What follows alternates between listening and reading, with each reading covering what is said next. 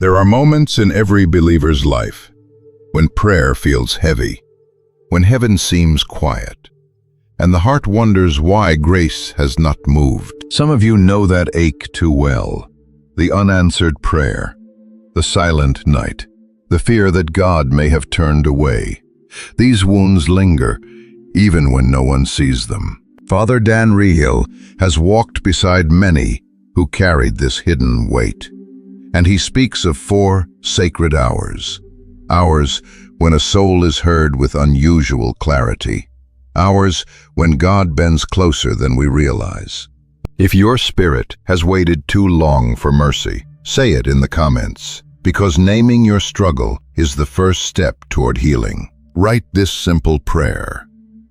Lord, shelter my heart in your grace. Your comment is not noise. It becomes a small light, a witness for someone who feels alone right now. It turns this space into a quiet chapel of courage. Stay with me, because these 4 hours can reshape the way you pray. And the first one begins when the world grows silent and the soul stands bare before God. Let us move toward that moment, gently, with a listening heart.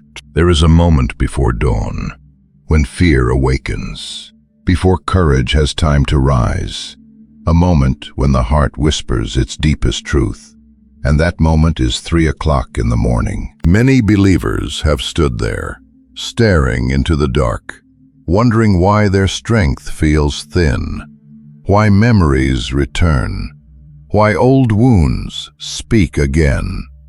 It is not weakness, it is the soul without its defenses. Father Dan Reehil has prayed with countless hearts in this hour.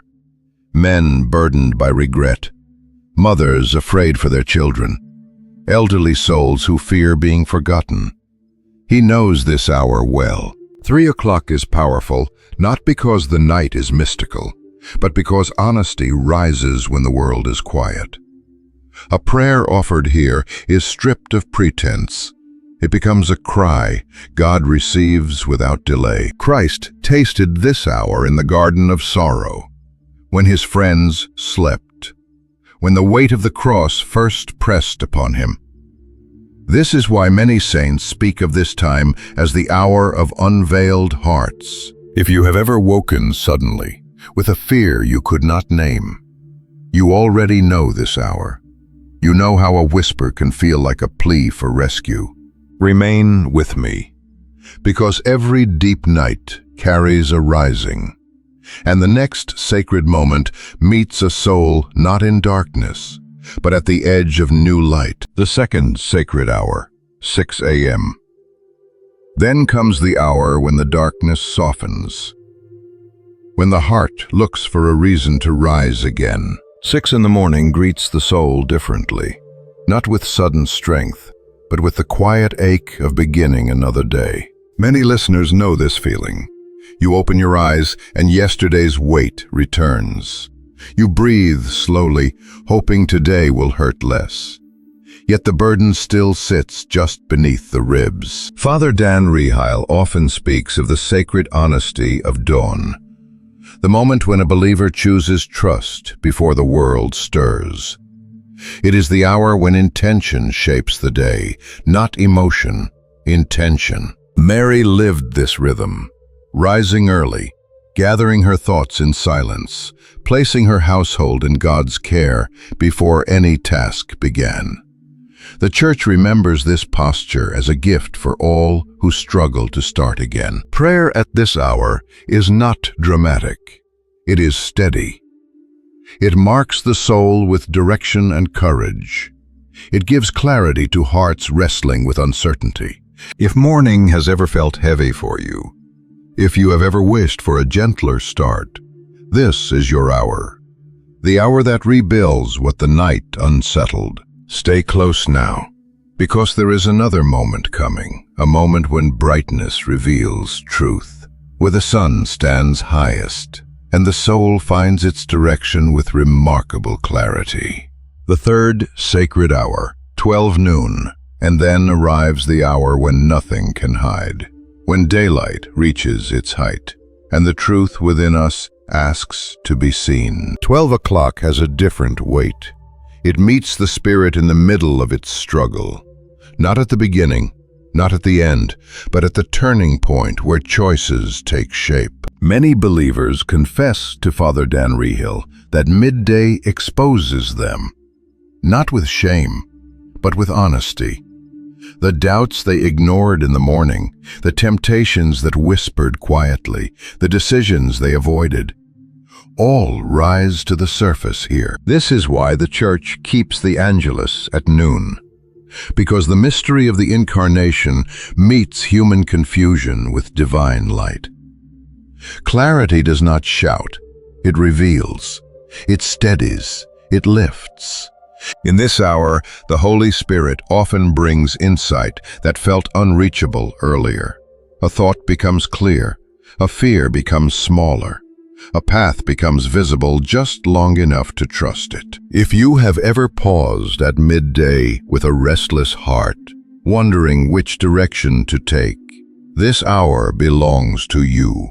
This is where grace untangles the knots you carry. Remain with me, because the rhythm of these hours moves now toward a deeper place, a moment marked by sacrifice, a moment the Church holds with profound reverence. There is an hour that does not belong to us, an hour carved into salvation itself, an hour soaked in sacrifice and opened in love. 3 o'clock in the afternoon is that sacred moment, the hour when Christ breathed his final breath, the hour when the veil tore, the hour when mercy flooded the world. Some of you carry wounds that no doctor can name, regret that clings for decades, guilt you cannot shake, a family member far from faith, a burden you hide because words feel too small. Father Dan Reehil has witnessed the power of this hour.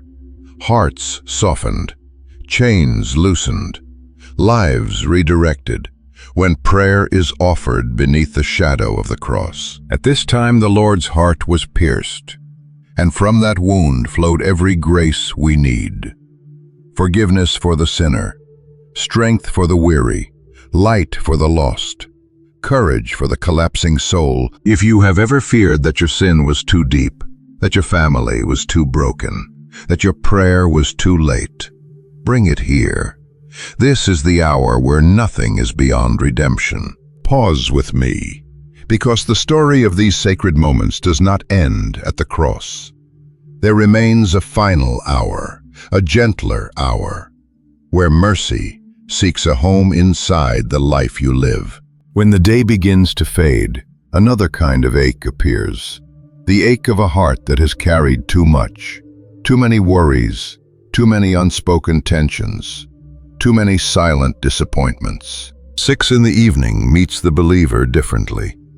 It gathers everything the day has scattered, the frustrations, the hurried words, the misunderstandings that wounded someone you love. Many families confide to Father Dan Reehil that this hour is the hardest, not because of exhaustion, but because evening reveals what has been ignored, the distance between spouses, the fear for a child, the strain in a home that once felt safe. This is why prayer here carries a unique gentleness. It softens anger, it steadies emotions, it brings a quiet grace to conversations that feel fragile. The Church treasures this hour as a time of surrender, a time to lay down the burdens gathered since sunrise, a time to let God touch the fatigue you no longer try to hide. If sundown ever arrived with a heaviness you could not name, if you have felt alone while sitting in your own home, then this hour is for you, an hour that invites peace into rooms still holding tension. Stay with me now, because every sacred rhythm asks for a response, and the path becomes clearer when we learn how to carry these hours into daily life. There comes a point when the soul feels overwhelmed, not by suffering alone, but by the fear of failing God again. Many believers tell Father Dan Reehil that they long for holiness, yet lose their footing as soon as life grows busy. They begin with zeal, then stumble in silence, and shame follows quietly behind. But grace does not grow through intensity.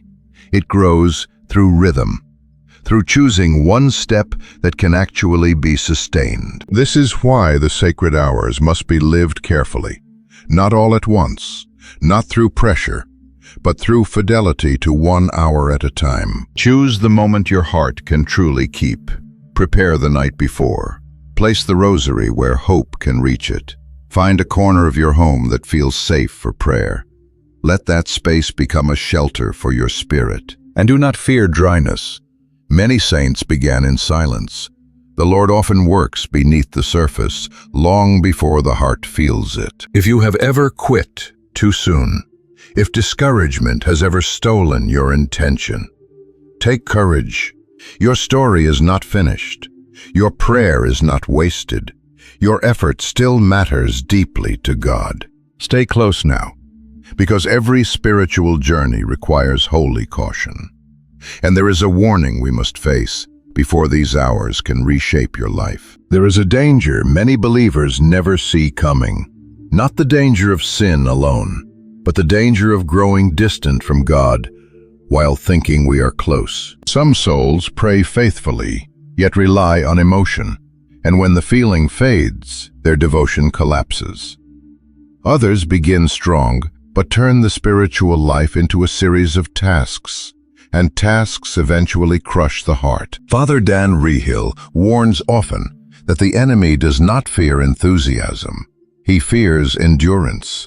He fears a believer who prays when it hurts, who prays when it's dry, who prays when nothing changes except the will to remain. This is why sacred hours must never become superstition. Time carries grace only when the heart is humble, only when love overrides technique, only when trust stands firm against disappointment. If you have ever grown weary because heaven felt slow, if frustration has ever made you walk away, bring that struggle before the Lord. It is not failure. It is the battlefield where saints are formed. Stay with me now, because every warning leads toward a promise, and the path ahead will gather everything you have learned into a final invitation for your soul. You have heard these hours. You have felt their weight. You have walked through darkness, dawn, clarity, mercy, and rest. Now the invitation is simple. Choose 1 hour, just one, and let God meet you there. The holy life is not built in a day. It grows through small faithfulness, quiet courage, and steady surrender. If one sacred hour spoke to your heart today, tell me in the comments. Your sharing may guide someone who feels lost. Write this blessing before you leave. Lord, guide my soul through your hours. And as you begin this rhythm, remember that Mary walks with every willing heart. Grace does not rush, but it always arrives. May the Lord strengthen your prayer, guard your home, and give peace to every corner of your life.